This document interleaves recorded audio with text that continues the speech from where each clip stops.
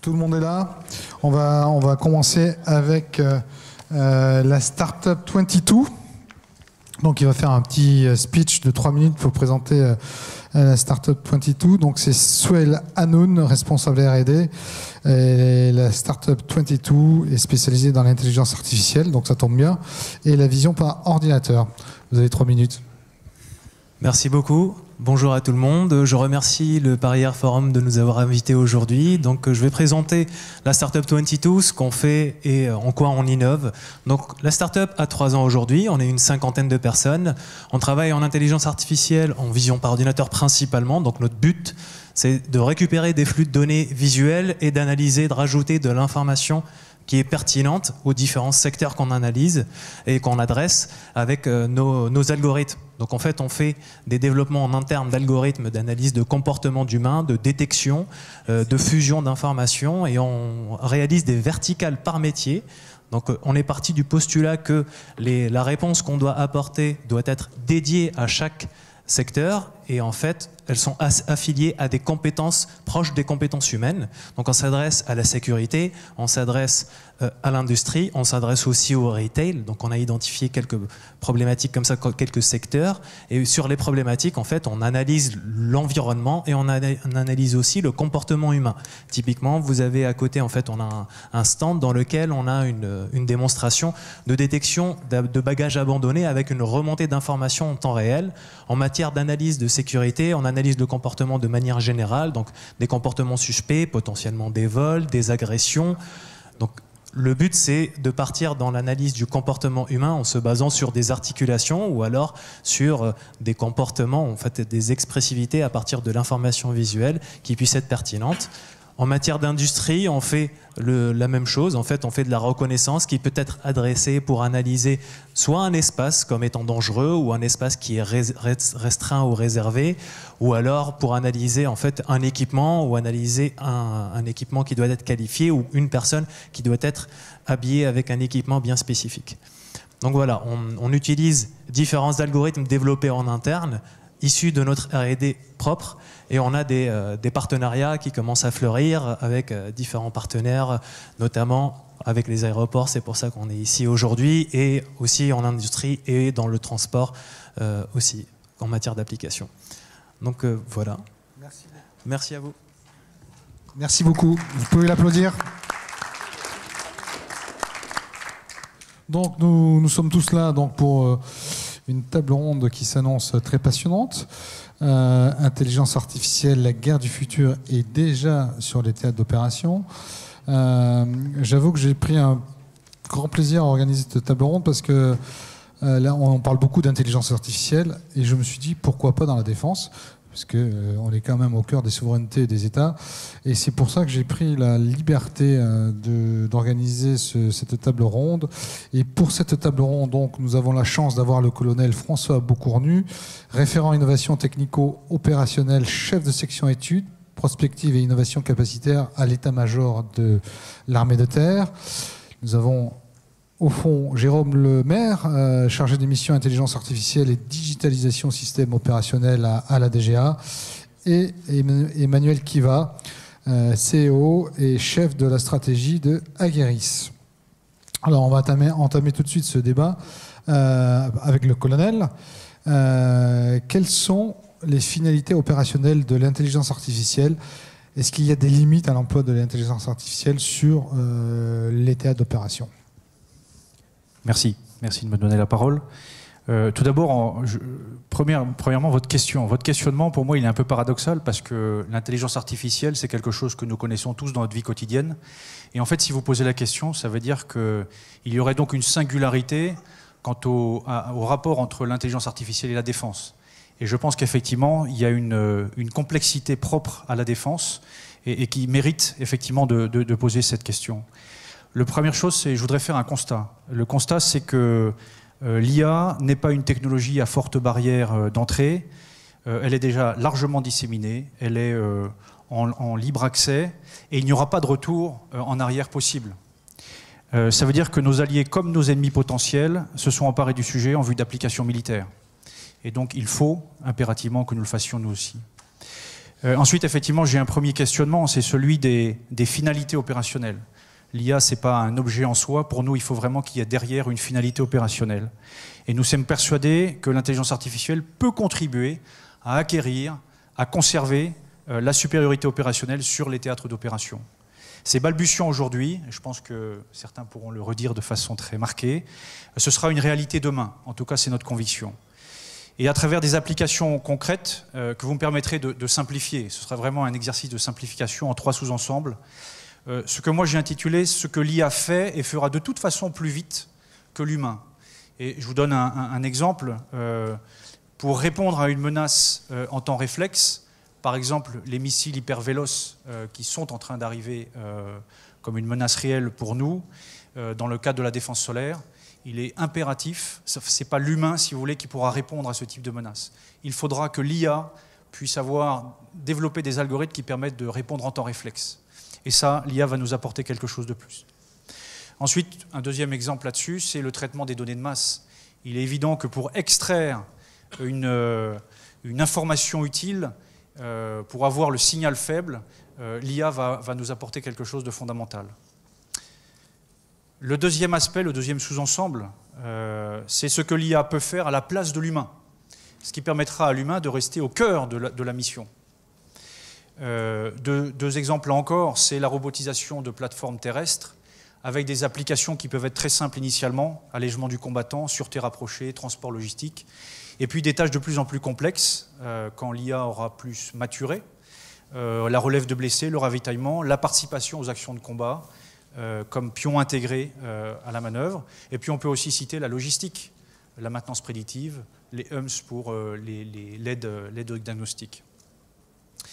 Ce que l'IA ensuite peut faire en appui de l'humain pour le faire mieux, c'est les applications de l'IA liées à la simulation, avec une vraie pertinence de la simulation qui demain sera aussi une aide à la décision. Ça veut dire qu'on aura un continuum entre la phase d'entraînement et la phase d'engagement en opération. Et ça, c'est grâce à des systèmes qui feront aussi bien de la simulation ici, en métropole, que de l'aide à la conception et à la décision au titre de l'engagement des forces. Et peut-être que dans cet appui de l'humain, il y a bien sûr l'IA intégrée à la vétronique des blindés, au système d'information de ce que l'armée de terre appelle le combat collaboratif info-valorisé à travers le programme Scorpion. Et ça, le cœur de ce programme, c'est l'IA. C'est l'algorithme qui va permettre, entre des capteurs, des effecteurs multiples sur le terrain, de rentrer en résonance et en échange et de pouvoir avoir une agilité dans la décision qui sera démultipliée par rapport à aujourd'hui. Donc un maître mot, finalement, l'humain, il reste vraiment au centre de toute cette description que je vous ai faite de l'IA. Et puis ensuite, c'est mon dernier point, ce sont les limites et les potentialités de l'emploi de l'IA, et je vous livre quelques idées, et peut-être qu'ensuite la salle pourra reprendre l'un ou l'autre des sujets. Pour nous, c'est très clair, en tant qu'opérationnel, l'homme doit rester au cœur de la décision et au cœur de la confrontation armée. Donc il est hors de question de déléguer quoi que ce soit en termes décisionnels à travers l'IA. Ensuite, l'IA, aujourd'hui, elle est loin d'être intelligente, pardonnez-moi cette expression, et elle est loin d'être aboutie. Ça veut dire aussi qu'au titre de l'armée de terre et des armées, je pense, le machine learning dont on parle si souvent, en fait, pour nous, il faut impérativement qu'il soit supervisé. Que l'intelligence artificielle, dans un cadre de combat, apprenne et qu'ensuite on l'engage dans un nouveau combat alors que le théâtre sera différent et la condition d'engagement seront différentes, ce serait vraiment extrêmement dangereux que de laisser la machine avoir auto-apprise toute seule.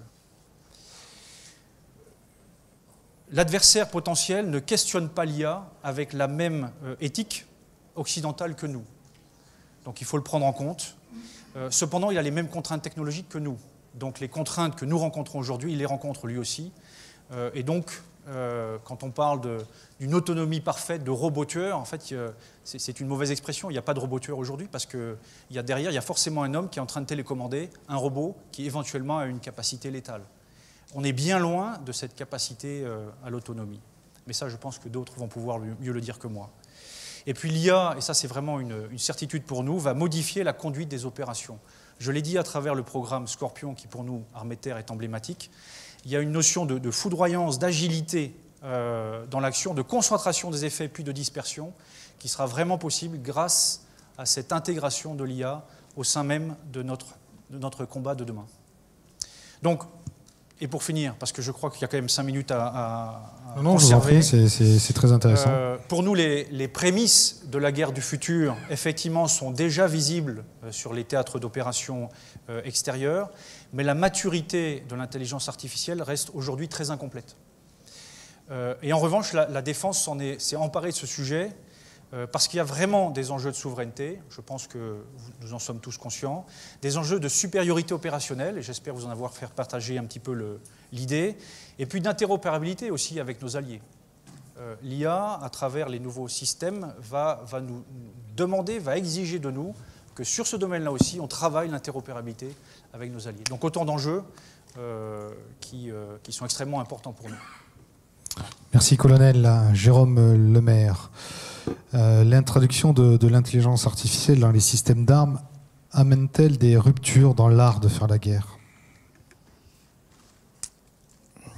Ça pourrait effectivement amener des ruptures dans l'art de faire la guerre, mais je pense qu'on a un peu de temps quand même pour s'y préparer, parce qu'aujourd'hui, donc je rebondis effectivement sur ce qui a été dit, on est quand même face au début de l'IA. Il n'y a pas beaucoup d'applications qui sont en service. Il y a beaucoup de choses qui sont en développement. C'est un peu similaire d'ailleurs par rapport au domaine civil, hein, je vais y revenir. Alors dans le domaine militaire, je peux quand même vous dire, c'est qu'est-ce qui est en service aujourd'hui, des systèmes de traduction automatique, d'accord, des systèmes avec de la simulation où on essaye effectivement d'avoir des comportements qui soient les plus réalistes possibles en utilisant des algorithmes qui viennent de l'intelligence artificielle.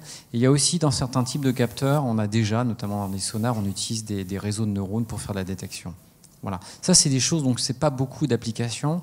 Vous notez que je vous ai pas parlé effectivement des robots, parce que les robots qui sont utilisés, les drones aujourd'hui, ce sont des robots qui sont totalement téléopérés, où on va dire avec un premier niveau de supervision, c'est-à-dire au lieu d'avoir quelqu'un qui est en permanence derrière le volant ou bien le palonnier, eh bien il va avoir en fait il va mettre un certain nombre de points de passage. Voilà. Dans le civil, c'est pareil. Vous pensez en fait que alors il y a beaucoup de choses en développement, mais finalement qu'est-ce qui est vraiment en service, d'accord ? Et si vous réfléchissez un peu sur ce qui est vraiment en service. Ça vient vraiment de la partie de l'intelligence artificielle qui est sur l'analyse des données, avec un peu d'apprentissage, et des données structurées. C'est-à-dire c'est guidé quand même par les moteurs de recherche, c'est guidé par le commerce électronique, la maintenance dans l'industrie, dans l'aéronautique, tout ce qui est le trading financier. Voilà. Après, vous allez me dire, il y a aussi des assistants dans les smartphones. C'est vrai. La différence que je fais par rapport aux premières applications que j'ai citées, c'est que les premières applications que j'ai citées, il y a des gens qui sont prêts à payer. D'accord ? Ils sont prêts à payer AWS pour avoir un service qui va leur permettre effectivement de les aider à fixer des prix, etc., à faire des groupes de population à partir de ces outils. Dans un smartphone, vous allez trouver de la reconnaissance vocale, vous allez trouver de la reconnaissance de visage, vous allez trouver des aides, mais en fait, vous ne payez pas pour ça. C'est un plus, c'est un facteur différenciant. Vous achetez pas ça, d'accord ? Et donc, si ça marche de manière imparfaite, et je pense que vous avez tous remarqué que la reconnaissance vocale, c'est dans une pièce, quand vous êtes chez vous, ça marche très bien. Dès que vous êtes dans la rue, ça marche un peu moins bien. C'est pas un problème, vous n'avez pas payé pour, d'accord ? Donc, ce qui veut dire effectivement qu'on est encore à un niveau de maturité qui n'est pas forcément le niveau qui est totalement exigé pour passer à des applications qui sont vraiment considérées comme industrialisées. Voilà. Donc c'est vraiment et pourtant il y a beaucoup de choses qui se passent. Exemple, on parle beaucoup de la voiture autonome. Il y a 30 constructeurs qui ont demandé une autorisation en Californie pour faire des essais sur la voiture autonome. D'accord ? 30 constructeurs. Donc ça prouve qu'il y a un vrai engouement, il y a beaucoup de gens qui s'en occupent, aussi bien des fabricants de voitures que des équipementiers, d'accord, que des startups. Voilà. Alors il était quand même important qu'on essaye effectivement de franchir un palier. Ça fait un moment qu'on travaille dans ce domaine-là, dans la défense, et à la fois, il s'est quand même passé des choses ces dernières années. Les méthodologies du big data se sont répandues. Et puis, il y a eu beaucoup de choses autour de l'apprentissage, que ce soit l'apprentissage profond, avec des réseaux de neurones multicouches, et que ce soit aussi l'apprentissage par renforcement. Alors, c'est des techniques sur lesquelles on revient, qui ont évolué ces dernières années, qui se sont perfectionnées, qui vont effectivement être très importantes. Et grâce à ces techniques, eh bien, il y a tout un tas de secteurs où Gartner, l'année dernière, estimait que finalement, on allait avoir un vrai passage à la maturité, à l'adoption, dans les 5 à 10 ans qui viennent. Voilà. Donc, il est temps effectivement qu'on s'en préoccupe. Et puis, on est dans un domaine, effectivement, où il y a beaucoup de types d'applications possibles. On pense évidemment aux capteurs, détecter, reconnaître des données de manière automatique, des aides à la décision, j'ai parlé de la maintenance, la cybersécurité pour essayer de détecter des attaques potentielles. Le colonel parlait du combat collaboratif, comment s'échanger des informations, les fusionner, les utiliser au mieux pour la situation tactique, pour la protection. La robotique, effectivement, avoir quand même des comportements de plus en plus évolués. Finalement, le côté évolué d'un comportement, c'est à partir du moment où le robot se retourne de moins en moins vers l'opérateur pour lui dire bah, là je ne sais plus faire, j'ai besoin d'une assistance. J'ai parlé de la simulation. Et puis je termine par les interfaces homme-machine parce qu'il y a beaucoup là-dessus au niveau du traitement du langage, d'interfaces homme-machine, on va dire auto-adaptative. Et puis parce que pendant de longues années, on va être dans ce qu'on appelle l'IA faible, c'est-à-dire une IA qui peut être efficace, mais sur un spectre relativement étroit. D'accord ? Aujourd'hui, AlphaZero est meilleur que tous les joueurs de Go au monde, et largement, d'accord ? Mais il ne sait faire qu'une chose, c'est jouer au jeu de Go. Et donc, il va y avoir des secteurs où on va avoir des applications qui sont au niveau de l'homme ou supérieurs à l'homme, mais sur un spectre relativement étroit. Ça, ça a quand même une conséquence très importante, c'est qu'il faut organiser dans la durée la coopération entre l'homme et la machine, parce que l'homme, ça veut dire que grâce à ces modules complémentaires, il va finalement avoir une forme d'autonomie augmentée, d'accord ? Et il faut se dire que dans la durée, on doit travailler dans cette complémentarité entre l'homme et la machine. Voilà. Et après, pour revenir à la question du départ, la question qui va se poser dans quelques années, c'est effectivement à partir du moment où, si au lieu d'avoir un seul des modules où j'ai une aide augmentée, il y a une combinaison dans plusieurs, c'est-à-dire en même temps dans le combat, j'ai de la détection de reconnaissance automatique, j'ai aussi des robots plus évolués, j'ai le combat collaboratif. Dans quelle mesure, quand on somme ces évolutions individuelles, en quoi ça remet fortement en cause la manière dont on est organisé pour faire le combat et la manière dont ça se fait. Voilà. Et ça, c'est quelque chose qu'il va falloir aussi regarder. Très bien, merci beaucoup, Monsieur le maire. Emmanuel Kiva. Quels sont les risques de l'intelligence artificielle sur les champs de bataille ? On a beaucoup parlé il y a quelques années, en tout cas il y a quelques mois, des fameux robots tueurs sud-coréens qui surveillent, qui protègent la zone DMZ entre la Corée du Nord et la Corée du Sud. Est-ce que c'est quelque chose qui fait partie des risques de l'IA ? Que le robot en question devienne intelligent, on va en parler, effectivement. Donc bienvenue dans la table ronde la plus anxiogène de l'après-midi. Parce que déjà, l'IA, ça fait peur. Mais alors l'IA, plus la guerre, plus les théâtres d'opération et des militaires en uniforme, ça fait encore plus peur. Moi, ce que je vais essayer de vous convaincre, effectivement, c'est que l'IA, c'est peut-être à la mode, mais c'est pas une mode. C'est une tendance de fond aujourd'hui. Effectivement, ce qu'on appelle les systèmes d'armes létaux autonomes vont s'insérer dans la problématique les fameux SALA. Les fameux SALA, ou LAWS en anglais. Mais ça pollue tellement le débat que je pense qu'il faut un petit peu prendre de recul là-dessus. Finalement, l'intelligence artificielle aujourd'hui, pourquoi on en parle ? Parce qu'on est dans une espèce d'alignement de planètes, c'est-à-dire qu'on a une convergence entre des données, on produit énormément de données. Quand vous cliquez sur Internet, pour 10% de données que vous produisez 90% de métadonnées, ce que vous cliquez, à quelle heure, à quelle fréquence, où vous êtes. Donc on produit beaucoup de données, ça c'est utile parce qu'on peut faire de l'apprentissage. Ça tombe bien parce qu'on a des algorithmes qui sont connus depuis les années 50, mais qui depuis ont beaucoup maturé, comme tu disais, et qui ont gagné vraiment en performance. Et puis surtout, on sait calculer.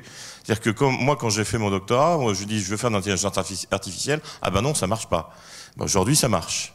Ça marche parce que, prenons un exemple, l'ordinateur le plus puissant du monde, qui est chinois d'ailleurs, il faudra en parler, il calcule à 93 pétaflops, c'est-à-dire 93 millions de milliards d'opérations en virgule flottante par seconde. Eh bien, le processeur que vous aurez demain sur votre bureau, que vous avez déjà aujourd'hui, il est déjà teraflopique. Il calcule en milliers de milliards d'opérations par seconde. Et donc, ce qui ne marchait pas il y a quelques dizaines d'années, aujourd'hui, on sait le faire marcher. Donc, toute cette révolution de l'intelligence artificielle, elle est tirée par cet alignement de planètes, elle est tirée aussi par l'Internet des objets. Plus on a d'objets qu'on doit commander, plus il faut qu'ils aient de l'intelligence embarquée, parce que sinon on s'y perd. Et évidemment, tout ça percole jusqu'au champ de bataille. Et d'ailleurs, la feuille de route du hardware, aujourd'hui, les grands fabricants de cartes graphiques, eh bien, c'est tiré par les véhicules autonomes, l'apprentissage profond, etc. Donc, on l'a dit, cette intelligence artificielle, elle envahit les champs de bataille, qu'ils soient matériels ou immatériels. Vous avez mes camarades ont commencé à donner quelques exemples. L'exemple des capteurs abandonnés. C'est vrai que lorsqu'on met une caméra sur le champ de bataille, eh bien, c'est mieux qu'elle puisse identifier, enfin détecter, reconnaître et identifier la menace et transmettre le résultat de cette identification plutôt que de transmettre un flux vidéo, parce que finalement c'est beaucoup plus, ça évite de saturer les réseaux. Évidemment l'autonomie, évidemment les robots, des choses auxquelles on pense moins aussi, par exemple la guerre électronique. Vous avez aujourd'hui en service des systèmes qui savent reconnaître les prémices d'une attaque de guerre électronique.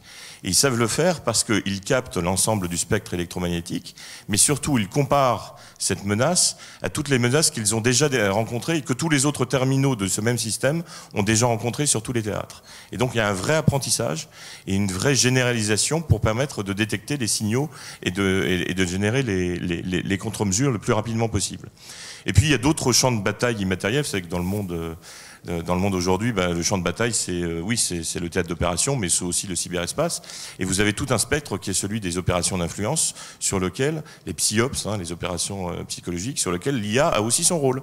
Je vous recommande de regarder sur YouTube, il y a une vidéo avec le président Obama qui parle face caméra et qui dit « Le président Trump est un abruti complet ». Alors même s'il le pense ou s'il ne le pense pas, en tout cas il ne l'a jamais dit. Par contre, il y a ce qu'on appelle un deepfake, c'est-à-dire une intelligence artificielle qui a appris à reconnaître les traits caractéristiques du président en question, sa manière de parler, et qui sait mapper le discours de ce qu'on pourrait appeler un marionnettiste avec l'image du président. Et vous savez tous que ce qu'on voit, on le croit. Donc c'est un bon moyen d'influence aujourd'hui. Quand vous voyez une vidéo de quelqu'un qui tient ce genre de propos, vous ne savez pas si c'est une intelligence artificielle qui a permis de le construire ou pas. Je ne dis pas que Trump est une intelligence artificielle. Voilà. Mais bon.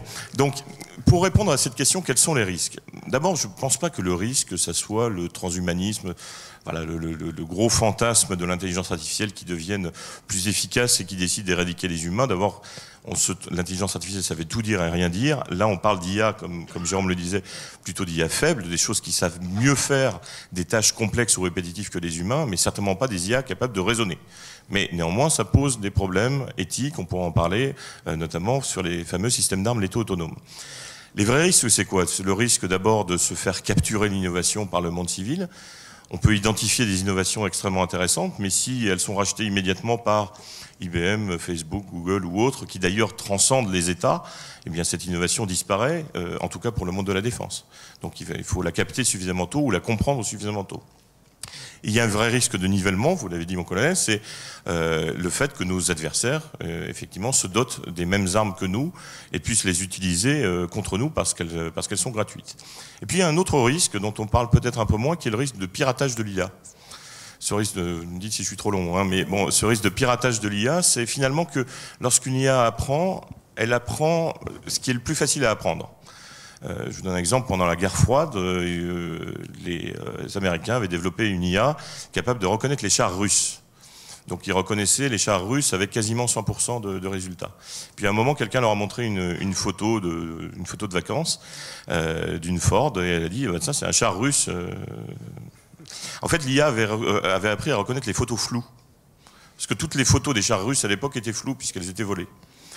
Quand une IA, on lui apprend des choses avec une base d'apprentissage qui est biaisée, elle va s'engouffrer là-dedans. Et donc, c'est facile pour un hacker de pirater la base d'apprentissage pour pouvoir introduire quelque chose qui, finalement, sur le terrain, rende l'IA inopérante. Vous avez une expérience où, effectivement, des véhicules autonomes ont appris à reconnaître des panneaux de signalisation, et puis lorsqu'on mettait un post-it sur le panneau de signalisation, eh bien, un panneau de sens interdit devenait un panneau d'interdiction de limitation de vitesse. Vous voyez les conséquences. Donc en conclusion, moi je dirais il y a deux risques principaux face à nos adversaires. Il y a nos adversaires qui sont des adversaires irréguliers et le risque c'est qu'ils capturent ces technologies avant nous. Et puis vous avez aussi un autre risque qui sont les adversaires réguliers qui développent leur propre technologie. D'où la nécessité pour nous de développer un programme de fond en intelligence artificielle. Ça veut dire des algorithmes, ça veut dire effectivement des programmes d'armement, et ça veut dire aussi s'intéresser pas uniquement au logiciel, mais aussi au matériel.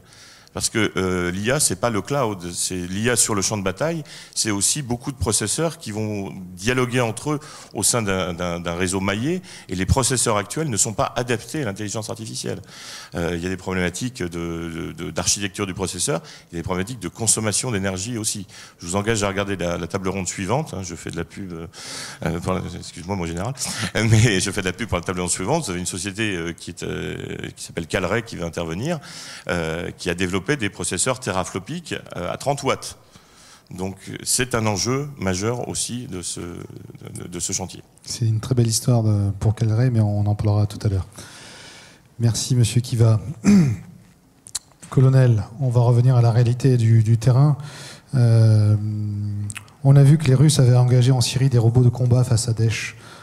Et peut-être qu'il y avait un peu d'intelligence artificielle, mais est-ce que l'armée de terre française souhaite ce type d'outils et quel type de robot finalement, avec un peu d'intelligence artificielle ou pas, souhaitez-vous avoir dans l'armée de terre et dans les armées évidemment?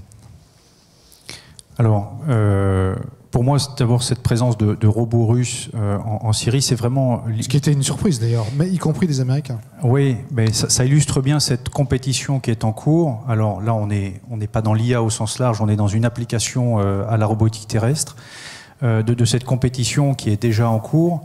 Et il était très important pour un pays comme la Russie de montrer sur un théâtre d'opération les premières capacités dont il disposait. Ça va lui permettre de les tester et c'est effectivement extrêmement intéressant pour lui en tant qu'armée. Donc là, il y a une vraie pertinence d'expérimentation qu'on comprend assez bien, en tout cas en tant qu'opérationnel. Après, on l'a déjà dit, hein, ne surestimons pas ces premières capacités qui ont été montrées par la Russie dans ce cadre-là. Maintenant, quelles sont les capacités dont nous voulons nous doter? Vous l'avez compris, déjà, on est dans une démarche qui va être incrémentale parce qu'on veut aller au même rythme que l'IA est en train de progresser pour nous. C'est-à-dire qu'on voit aujourd'hui qu'il y a des briques d'autonomie que l'IA va nous permettre d'avoir assez rapidement.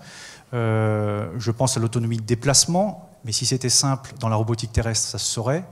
De l'autonomie d'observation, et puis on va aller vers de l'autonomie de réalisation de tâches encore simples. Je pense à l'allègement du combattant, je pense à la sûreté périmétrique, je pense au transport logistique. Et puis petit à petit, on va aller vers des tâches de plus en plus complexes et de plus en plus orientées combat. C'est la relève de blessés dans un environnement de crise ou de combat. C'est le ravitaillement, avec la complexité qu'il peut y avoir derrière, c'est la participation aux actions de combat, donc comme un pion intégré dans la manœuvre globale d'une unité. Donc voilà, on va vers une recherche de moyens complémentaires à l'action qui va être menée par des hommes qui sont engagés dans un théâtre d'opération. Donc vous voyez, il y a vraiment toujours cette recherche de complémentarité. En quoi cette IA va nous amener des ailiers, en quoi la robotique va nous amener des ailiers sur le théâtre d'opération. Très bien, merci. Jérôme Lemaire, en matière d'IA dans le domaine de la défense, est-ce que la France reste dans la course et pourrait y rester simplement une question de puissance de calcul et d'algorithme, ou effectivement il y a autre chose? Alors oui, il y a autre chose. Alors, est-ce qu'on est dans la course? Je dirais c'est un peu comme dans le domaine civil. il ne faut pas se voiler la face. Il y a clairement un premier cercle. Le premier cercle, c'est les États-Unis et la Chine qui font la course en tête. Voilà. Et puis il y a un deuxième cercle de gens qui s'accrochent. D'accord, je pense qu'on en fait partie. Mais on n'est pas les seuls. On n'est pas forcément non plus les plus petits. D'accord, ce qui prouve qu'il y en a qui sont assez efficaces.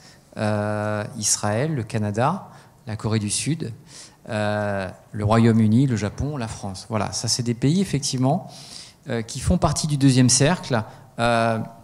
On est dans des technologies du numérique. Il faut bien voir que les algorithmes de base, de toute manière, ils sont partagés. Et ce qui a beaucoup changé ces 15 dernières années, et d'ailleurs qui peut être l'une des raisons pour lesquelles ça a pu être considéré comme un catalyseur, c'est que dans toutes les grandes publications aujourd'hui, par rapport à il y a 15-20 ans, où les gens publiaient leurs algorithmes, les résultats, et puis des fois, c'est vrai qu'on se disait... Bon, c'est bizarre, moi j'ai à peu près les mêmes résultats, enfin j'ai pas vraiment les mêmes résultats et j'ai un algorithme similaire, est-ce qu'il n'y a pas un petit coup de poudre de perlimpinpin? Et maintenant, justement, ce qui a été fait par les grandes conférences, c'est qu'on oblige à mettre en place, à donner des algorithmes et les jeux de données pour pouvoir vérifier. Et ça a eu un effet induit, c'est que finalement, beaucoup d'équipes se servent aussi d'algorithmes existants pour les customiser, les combiner avec d'autres, etc., etc. Bien. Donc, on est dans des techniques numériques où c'est pas forcément, on n'a pas des dizaines d'années de retard. C'est quelques années, effectivement, qui sont, voilà, de ce deuxième cercle, c'est quelques années. Alors, on a un écosystème, je pense, d'assez bonne qualité, de très bonne qualité au niveau académique. On peut citer avec, évidemment, l'INRIA et le CEALIST. Le diagnostic Francia avait recensé à peu près 200 startups dans le domaine de l'IA. Et puis un certain nombre de grandes entreprises aussi. Je pense qu'on peut quand même citer qu'on a des entreprises comme Atos, comme Dassault Systèmes, comme Thales, qui ont des capacités aujourd'hui. Il y en a qui ont des capacités également dans le domaine militaire qui sont plus sectorisés parce qu'effectivement il y a certains types d'applications qui les intéressent et pas un large spectre. D'accord ? Par exemple, MBDA va être très intéressé par tout ce qui est la reconnaissance d'images pour ces missiles et puis également tout ce qui est la planification de trajectoire. Voilà. Thales ayant un portefeuille d'activités beaucoup plus large, il va s'intéresser à l'intelligence artificielle sur un spectre plus large. Voilà. Peut-être ce qu'il faut voir et qui est quand même important. On a eu la mission Villani avec des conférences, etc. Il y a eu beaucoup de communication autour de l'arrivée, création de centres d'IBM, Samsung, enfin des acteurs, Facebook, Google. C'est bien, mais néanmoins, vous savez, si on parle en termes d'entreprise, c'est de la croissance externe. La difficulté, c'est que cette croissance externe, eh bien, elle vient capter nos cerveaux, elle vient capter les gens qui sont bien formés.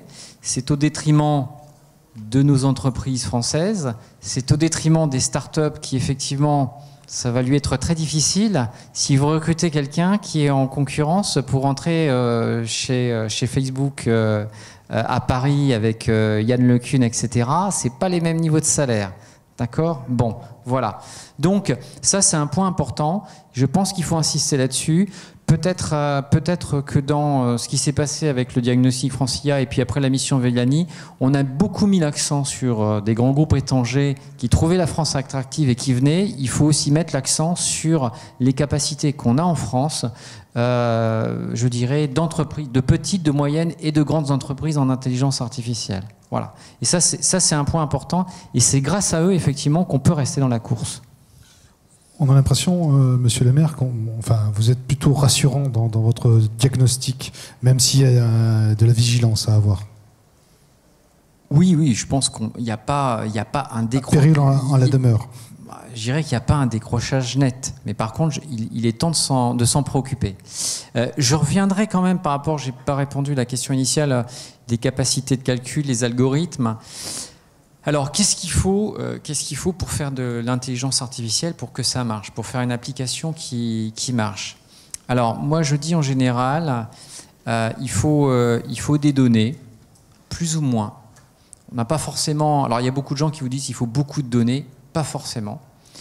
Ça dépend, mais il faut quand même un peu de données en général. Il y a des cas particuliers où il n'y en a pas besoin. Alpha 0 est un cas où il n'y en a pas besoin parce qu'on fait tout par renforcement. Il faut des algorithmes, mais plutôt en général des combinaisons d'algorithmes. D'accord ? Les applications qui sont un peu sophistiquées, c'est une combinaison entre plusieurs types d'algorithmes. Donc, il faut cette combinaison d'algorithmes. Et puis, il faut des connaissances quand même d'un expert. Alors, quand on était sur des approches avec des systèmes experts, il y avait souvent peu de données ou pas de données, et beaucoup venaient de la connaissance des experts. Quand on est sur des approches qui sont autour de réseaux de neurones, on pourrait dire, mais finalement, tout vient des données. Ben non, pas entièrement. Parce que le nombre de couches, la manière dont sont traitées les non-linéarités, la manière dont on fait l'apprentissage, ce n'est pas les données, c'est l'expert qui connaît le type de réseau de neurones qui va le faire. D'accord ? Donc ça, c'est important. Et puis, pour bien le développer, donc là j'ai parlé un peu en termes techniques, c'est si on regarde en termes de compétences, ben, souvent il faut 3 types de compétences. Il faut quelqu'un qui connaisse un domaine, par exemple je suis dans les caméras, ben, il faut quelqu'un qui connaisse l'optronique. Il y a quelqu'un qui va venir de l'intelligence artificielle, qui va apporter les techniques qui viennent de l'intelligence artificielle pour apporter les traitements. Et puis il faut aussi souvent le client, d'accord ? Quelqu'un qui dise à la fin, mais est-ce que tout ça peut m'être utile ou pas utile ? Et c'est cette combinaison entre les compétences d'un domaine, les compétences en intelligence artificielle et quelqu'un qui va avoir une approche par les usages, d'accord, qui vont faire qu'avec ce triptyque-là, on va pouvoir faire une application efficace. Voilà. Merci, monsieur le maire. Monsieur Kiva, vous êtes un observateur très attentif de l'innovation dans les armées. On va revenir à ces fameux robots tueurs, les fameux SALA. C'est vraiment le futur dans les... C'est moi ou tous les trucs anxiogènes, c'est vers moi? Alors, est-ce que c'est vraiment le futur? D'abord, c'est pas la priorité. Ça, c'est clair. Quand on parle de robotique et de robotique intelligente et robotique de combat, en fait, lorsqu'on regarde les programmes, c'est plutôt transporter des charges, déminer, ouvrir des itinéraires. Donc, le robot de combat n'est pas la priorité. Néanmoins, on en a parlé tout à l'heure. Il y en a, ils existent. Il y en a qui existent en plein jour, si j'ose dire. Donc, par exemple, le robot Samsung à la frontière entre la Corée du Nord et la Corée du Sud, pendant qu'il y en a encore une. Il y a aussi des robots qui patrouillent dans le Golan et qui ont une autorisation de tir sur toute cible qu'ils détectent. Donc ça, c'est, on va dire, moins officiel. En fait, le système d'armes létales autonomes, il faut vraiment bien le définir. C'est un système qui, je pourrais dire, est capable d'identifier, d'engager et de neutraliser une cible sans aucune intervention humaine. C'est de ça dont on parle. Donc on ne parle pas d'automatisme. Comme le collègue a dit tout à l'heure, on a vraiment une notion d'automatisme quand, par exemple, le temps de réaction de l'humain ne peut pas permettre de faire face à la menace. Déjà aujourd'hui, quand vous êtes sur une frégate et que vous voyez arriver un missile à Mach 3 au-dessus de l'horizon, vous avez de l'ordre de 3 à 6 secondes de temps de réflexion pour réagir. Quand vous verrez demain arriver un missile hyper véloce entre Mach 6 et Mach 10, il vaut mieux que ce soit un robot qui décide de lui-même de se défendre. Donc il y a cette capacité automatique de défense qui n'est pas vraiment du SALA. Donc là, on parle plutôt de riposte automatique réflexe. L'homme n'est pas dans la boucle. L'homme ne peut pas être dans la boucle. À partir du moment où il a dit « je veux me protéger », il se protège. Voilà. Ensuite, le SALA, aujourd'hui, il est autorisé, il faut le savoir, dans deux cas, dans l'espace exo-atmosphérique et sous l'eau, parce qu'il ne peut pas y avoir de dégâts collatéraux. Il y a des textes là-dessus. Mais aujourd'hui, non, normalement, on n'utilise pas de système d'armes létales autonomes. C'est évidemment un problème parce que le sens de la recherche en IA va vers le développement de telles armes. Il ne faut pas se leurrer. Les technologies pour développer une voiture autonome et les technologies pour développer un système d'armes létales autonomes, elles ont beaucoup en commun. Donc on est dans une course à l'armement et dans une course à l'intelligence artificielle. Pour être tout à fait transparent et pour être tout à fait éthique, il faudrait que les futurs systèmes d'armes sachent incorporer bien le droit, incorporer un moyen de mesurer le moindre mal, incorporer un corpus de valeurs éthiques, autant dire qu'on n'y est pas. C'est-à-dire qu'au lieu de faire on parle de safety by design, voilà, il faudrait faire de l'ethics by design. On n'y est pas aujourd'hui. Pour autant, quel gouvernement aujourd'hui accepterait de ne pas faire de recherche sur l'intelligence artificielle parce que ça pourrait mener au développement d'armes létales autonomes? Aucun, parce que si on s'arrête, les autres continuent. Moi, je pense, mais ça n'est mais vous pourrez confirmer, mon colonel, que finalement, la meilleure barrière à l'utilisation irrationnelle de robots de combat autonomes dans leurs décisions sur le théâtre d'opération, c'est la confiance. C'est-à-dire que tant que le militaire n'aura pas confiance, et une confiance absolue, dans un ailier robotisé capable d'engager, d'identifier, de détruire ses cibles sans intervention humaine, ils ne l'emploieront pas, on ne l'emploiera pas sur le terrain. Et je pense que finalement, cette question de la confiance, c'est sans doute la meilleure barrière aujourd'hui à l'utilisation irraisonnée de ces armes. Maintenant, si vous me posez la question, est-ce que c'est inéluctable de voir apparaître des robots létaux, autonomes, sur le terrain et le théâtre d'opération? La réponse, pour moi, est oui, c'est inéluctable. Merci de votre franchise. Colonel, sur le terrain, l'intelligence artificielle révolutionne-t-elle complètement les façons de faire la guerre, dans l'emploi, dans le concept d'emploi et dans les menaces, ou est-ce simplement des évolutions au fil du temps, des évolutions incrémentales? Alors, ça va être au fil du temps, et on l'a dit, parce que l'IA progresse, parce qu'elle est en train petit à petit de maturer, et qu'il y a un degré d'intégration de l'IA dans nos capacités militaires qui pour l'instant ne sont pas satisfaisantes en termes de forme d'autonomisation. Donc de toute façon, il faudra y aller, ce sera une démarche incrémentale. Est-ce que ça va révolutionner le combat? Ça, pour nous, c'est une conviction forte. On en a parlé à travers le combat collaboratif info-valorisé, celui qui porte ou qui est porté par le programme Scorpion, qui est à la fois un programme qui permet de renouveler un certain nombre de plateformes de blindés pour l'armée de terre, mais qui surtout dans le cœur du programme, sert d'abord et avant tout à renouveler une capacité. J'ai parlé de Vétronique, j'ai parlé de système d'information, j'ai parlé bien sûr d'un moyen de transmission, mais tout ça mis en commun et avec des algorithmes derrière, ça vous permet de changer la nature du combat. Parce qu'effectivement, vous mettez en relation des capteurs, des effecteurs multiples sur le terrain et vous leur donnez une capacité à travailler en réseau de façon même presque, je dirais, invisible pour les unités qu'ils utilisent, et donc de proposer en fait à la décision des chefs, à la décision des hommes, un arbre de possibilités tactiques qui est démultiplié, et ce dans un temps extrêmement bref. Donc oui, nous avons la conviction que ça va changer la nature du combat, et c'est pour ça que dès aujourd'hui, il existe une doctrine exploratoire de ce combat Scorpion qui porte essentiellement sur qu'est-ce que ça veut dire ce combat collaboratif info-valorisé au niveau tactique. Est-ce qu'il y a de nouvelles formes de combat qui peuvent apparaître? Nous pensons que oui. Et à travers cette doctrine, avec cette doctrine exploratoire plus doctrine d'emploi, il y a bien sûr, et ça a été dit, il y a bien sûr la question de l'éthique. On ne peut pas non plus faire omission, dans cette forme un petit peu exploratoire, d'aller questionner l'éthique, parce que cette robotique intégrée dans nos capacités, c'est demain. Demain, c'est dans 5, 10, 15 ans, avec des capacités de plus en plus intéressantes, certes, mais donc questionnons d'abord l'éthique. Très bien, merci. Monsieur le maire, la combinaison homme-machine est-elle toujours plus efficace que la machine seule, finalement? C'est difficile d'avoir une réponse définitive sur une telle question. Ça dépend évidemment. Au jour d'aujourd'hui et dans 5-10 ans. Ça peut dépendre des cas de figure, et Emmanuel l'a dit. On parle beaucoup pour l'intelligence artificielle des fonctions, de reproduire les fonctions cognitives, mais en fait, il a bien dit, il y a des moments où il y a des problèmes où il n'y a pas de solution analytique, qui sont à forte complexité calculatoire, qui sont hors d'entendement pour l'homme, et où effectivement, il y a aussi des techniques qui vont pouvoir permettre effectivement de faire ce que l'homme n'est pas capable de faire.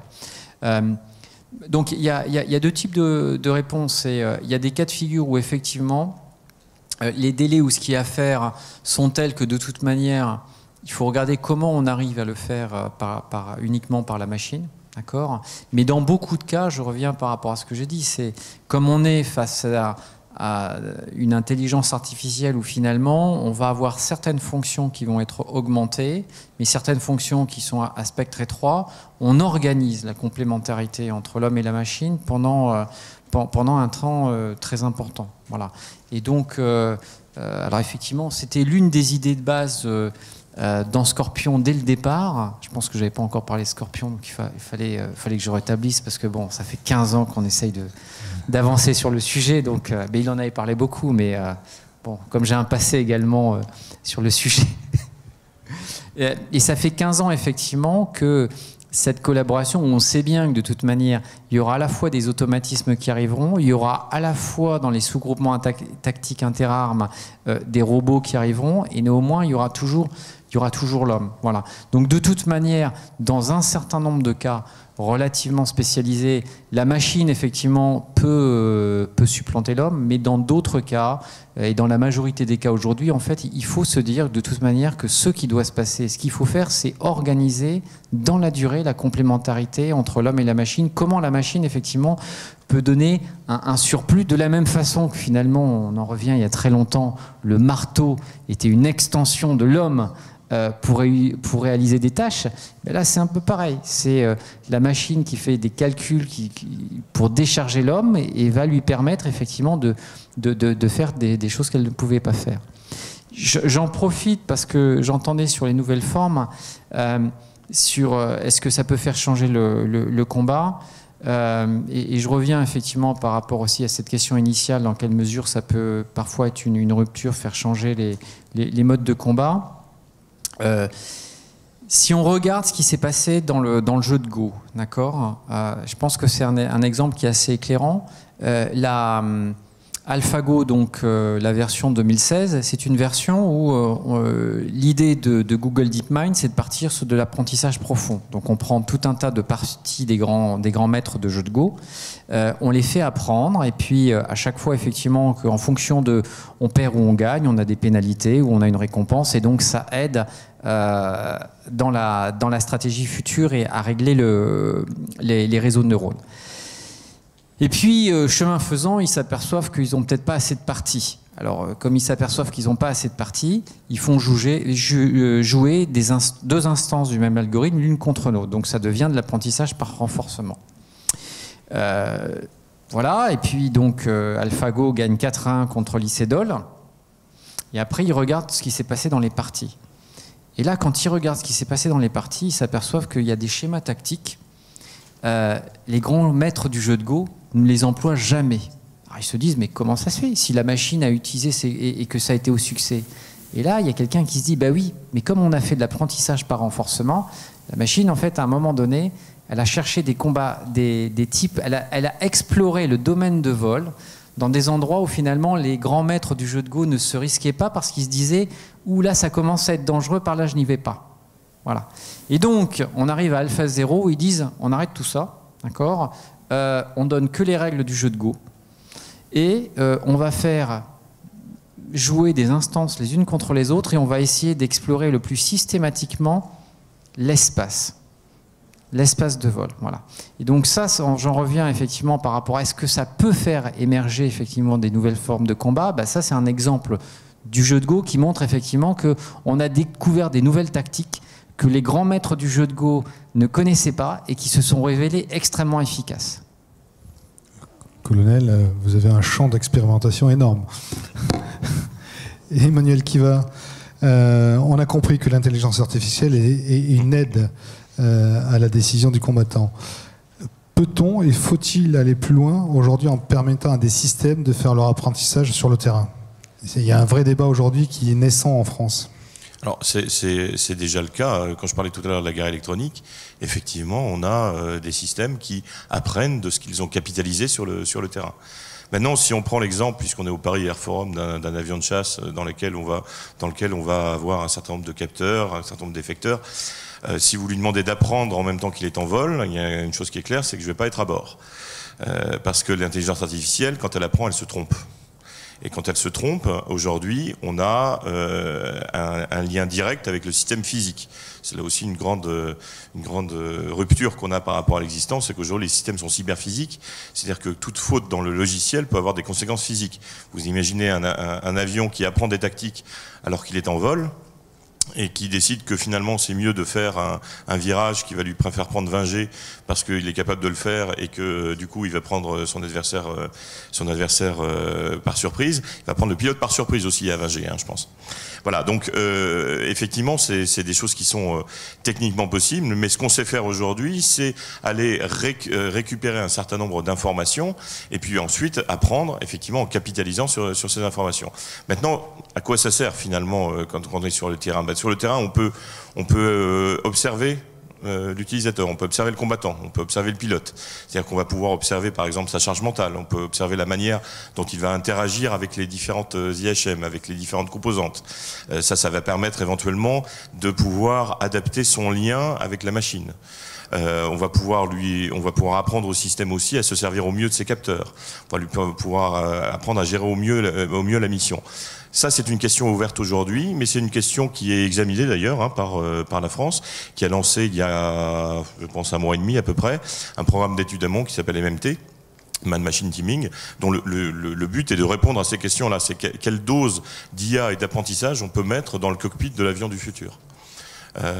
Donc, est-ce qu'on doit y aller? Oui, et d'ailleurs on le fait. Est-ce qu'on doit y aller? Oui, mais précautionneusement, parce que effectivement, l'IA, quand elle apprend, elle se trompe, et quand elle se trompe, elle a des conséquences qui sont immédiates. Merci. On va prendre maintenant quelques questions, pas beaucoup, 1 ou 2 dans la salle. Je vous demande de vous présenter et d'avoir des questions courtes. Qui se lance? Rapidement. Monsieur. Oui, bonjour. Fabrice Montagnier, Rockwell Collins. J'avais une petite question sur les personnes qui font de l'IA. Parce qu'aux États-Unis, on voit qu'ils commencent à vouloir les ficher, enregistrer les gens qui ont certaines compétences dans l'IA, parce que on voit bien, le course à l'IA, ça devient un enjeu assez stratégique. Alors, est-ce que ça risque de devenir des technologies stratégiques au même titre que le nucléaire ou même le cyberattaque, parce que ça devient de plus en plus aussi stratégique. Et donc, est-ce qu'on n'a pas le risque de voir en fait un décrochage entre l'IA civile? On voit qu'il y a certaines entités de Google, ils veulent plus travailler pour le domaine de la défense. Est-ce qu'il risque d'y avoir un décrochage entre ce monde civil de l'IA et un monde militaire de l'IA? Jérôme Lemaire. Et ensuite Emmanuel Kiva. Déjà, il y a beaucoup d'algorithmes, beaucoup de bibliothèques qui sont en open source, d'accord? Donc ça, c'est une première partie. La deuxième chose, je vous dirais, c'est sont-ils comparés le temps partout en IA? Je vais vous dire, sur des radars 3D, sur des sonars, je doute que Facebook et Google aient la moindre compétence pour la bonne raison qu'ils n'ont pas la moindre donnée, d'accord? Et nous, on en a, et certains de nos industriels en ont. D'accord? Donc ça permet aussi de relativiser un peu. On peut être excellent, mais à partir du moment, dans certains domaines, à partir du moment où on a des données. D'accord? Donc quand on n'a pas de données, voilà. Donc est-ce qu'il y a un écart qui peut se creuser parce qu'il y en a certains qui ne veulent pas travailler? Moi, je ne pense pas qu'il y ait un écart. Si évidemment, demain, ils ont une politique beaucoup plus restrictive, TensorFlow est utilisé par beaucoup de gens, effectivement, s'il y a une politique plus restrictive, ça aura forcément des conséquences à un moment donné. Et sur la question de est-ce que ça devient stratégique, oui, l'intelligence artificielle va certainement devenir stratégique. Et il faut quand même se rappeler que en septembre de l'année dernière, il y a Vladimir Poutine qui a déclaré que celui qui maîtriserait l'IA maîtriserait le monde. D'accord ? Donc à partir du moment où il y a des politiques qui ont ce type de déclaration, on est forcé de se poser la question effectivement du caractère stratégique et des aspects souveraineté qui se déclinent derrière sur la coopération, l'export, etc. Justement, je voulais renchérir ce côté stratégique. Il y a quelque chose aux États-Unis qui s'appelle la stratégie de compensation, donc ce qu'on appelle l'offset. Il y en a eu 3. La première, c'était les armements nucléaires, enfin la dissuasion nucléaire. Donc ça répondait à l'érosion de la suprématie américaine par la capacité russe. La deuxième, c'était les armements à énergie dirigée. Et aujourd'hui, on est au 3e offset. Et le 3e offset, c'est quoi? C'est notamment, pas uniquement, mais notamment l'IA. Et donc aujourd'hui, les États-Unis, puisqu'on en parlait, voient l'IA comme étant une possible érosion de la suprématie technologique et donc capacitaire américaine, et donc vont mettre entre guillemets le paquet pour aller rattraper cette dimension-là. Donc oui, l'IA devient véritablement un enjeu stratégique. Aujourd'hui, je peux vous dire que je regrette de ne pas avoir continué ma carrière que j'avais commencé au début avec un doctorat en intelligence artificielle. On m'avait dit ça marchera jamais. Aujourd'hui, j'ai quelques camarades qui sont embauchés par quelques firmes. Je ne parle pas de Rockwell, hein, je te rassure. Quelques firmes aux États-Unis avec des salaires d'embauche autour du $1 million. Oui, l'IA devient véritablement stratégique. Colonel. Peut-être juste pour ajouter dans la question que vous posez, en fait, oui, ça devient un enjeu stratégique et la façon humaine de le comprendre pour nous, c'est de dire que ça peut aussi devenir, ça fait partie des nouveaux métiers. Et y compris au sein d'une force, vous pouvez avoir besoin, peut-être aujourd'hui et demain de façon certaine, des officiers qui soient capables de comprendre cette logique algorithmique et de l'expliquer au chef. Parce que le chef, il y a un moment ou un autre, si vous voulez, il va dire, bon attendez, ok, vous me sortez cette solution-là et cette solution-là, mais d'où la sortez-vous? Et donc il faut qu'il y ait quelqu'un qui soit capable de décortiquer l'algorithmie. Vous voyez, ça je pense que c'est des nouveaux métiers finalement. Donc c'est dire quand même qu'il y a effectivement, c'est stratégique et que ça peut, enfin c'est une illustration si vous voulez de comment ça peut se traduire dans les faits. Merci à vous trois. Je vous demande de les applaudir chaleureusement.